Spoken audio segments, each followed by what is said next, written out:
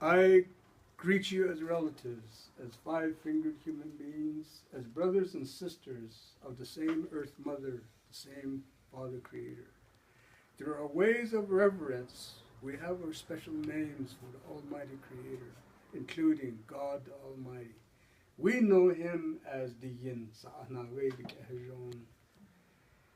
Our creation story says that He formed mounds of clay and He breathed life into them. Thus, we have an intrinsic and an undeniable relationship with the earth. We are of the earth and we return to the earth. We all belong to the earth and the earth belongs to us, much the same way as a mother and a child belong to each other.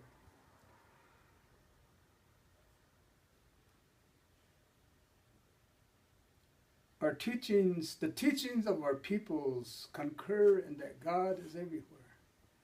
God the Almighty inhabits the vast expanse of His creation. His essence permeates through the earth. Thus, the earth has spirit, it has life. It breathes and it feels pains as we do. It is no misnomer that we refer to her as our Earth Mother. She unfailingly provides for all of our needs, but we are failing her as the stewards we're supposed to be. As parents, we have an unconditional love for our children. As grandparents, we have the greatest hopes for the future of our grandchildren. That is our common ground. We may have traveled different paths of history, but we have a common future. As humankind, we share a common destiny. As indigenous peoples, we retain and maintain the original intent. By choice, we choose to live in the world that our Creator made, where the physical and the spiritual realms remain intact as one reality. The Creator intended that there be a balance in all of nature, but today the equilibrium of the world is precariously out of balance.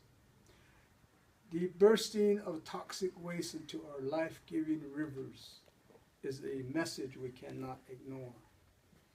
The unmitigated exploitation of the world must end.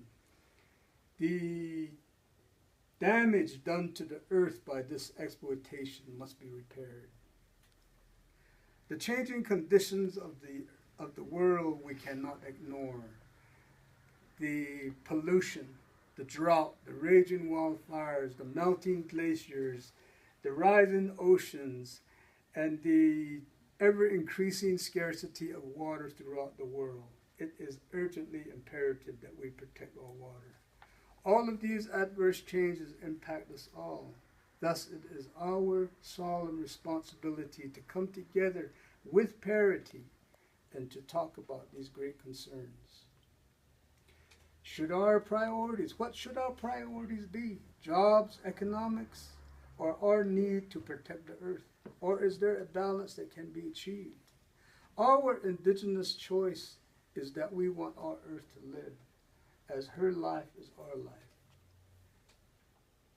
It is clear to us that the exponentially increasing exploitation of the earth is ebbing her life and thus accelerating the closure of our life.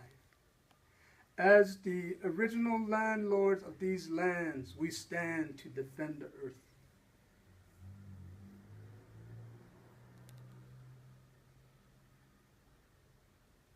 And the life of all life.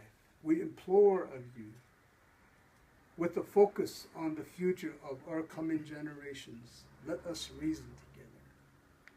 Let us stand for the life of our Earth Mother, and the life of all of her children.